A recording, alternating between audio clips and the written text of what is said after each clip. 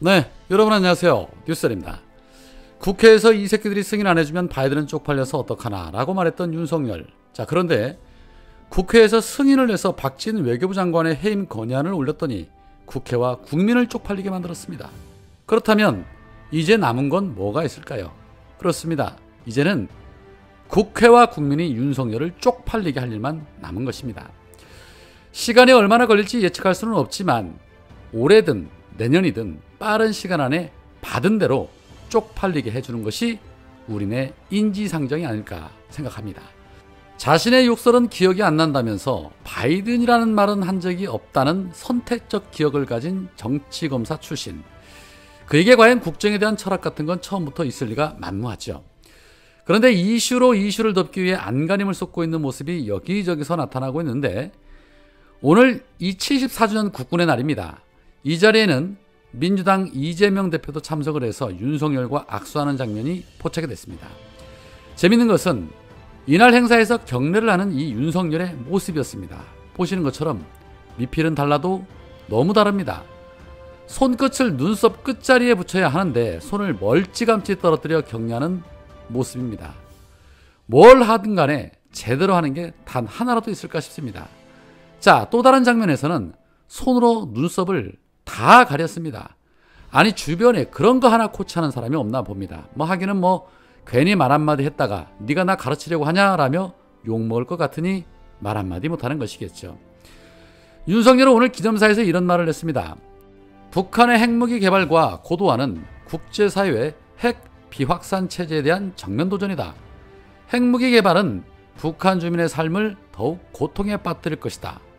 북한 정권은 이제라도 한반도의 진정한 평화와 공동 번영을 위해 비핵화의 결단을 내려야 할 것이다 라고 말했습니다. 자국민의 삶을 가장 크게 고통 속에 빠뜨리고 있는 자가 남의 나라 국민 고통 걱정하고 있습니다. 북한의 위협보다 더 큰 위협이 바로 본인임을 모르는 것이 아닌가 싶습니다. 자, 이어서 북한의 핵무기 사용을 기도한다면 한미동맹과 우리 군의 결연하고 압도적인 대응에 직면하게 될 것이다. 저와 바이든 대통령은 지난 5월 한미 정상회담과 이번 순방을 통해 한미 안보동맹을 더욱 굳건히 하였다라고 입을 털었습니다.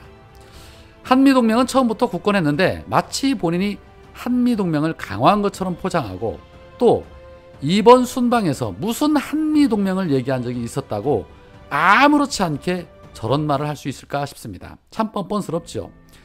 부동시로 군 면제를 받은 사람이 한반도의 평화보다는 선제 타격 발언 같은 영양가 없는 발언으로 오히려 한반도 위험을 부추기는 모습도 그렇고 외교면 외교, 안보면 안보, 경제면 경제 뭐 하나 불안하지 않은 게 없습니다. 그런데 문득 이런 생각도 들었습니다. 윤석열 지난 대선 당시에 취임 즉시 병사 월급 200만 원을 지급하겠다는 약속을 한 바 있습니다. 그런데 지금 취임 5개월이 다 지나가는데 그 약속 지켜지지 않고 있죠. 자, 그러면서 장병들 앞에서는 군인의 명예를 존중해 왔다라는 말을 서슴없이 합니다.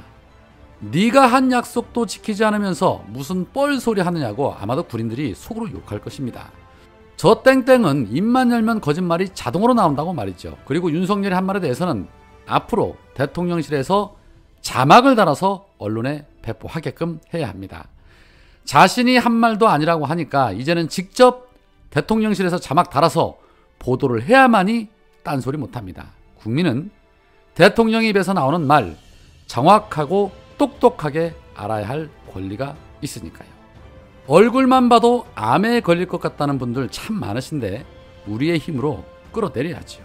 광화문에 많은 분들이 참석하셨으면 좋겠습니다. 오늘은 여기까지입니다. 고맙습니다.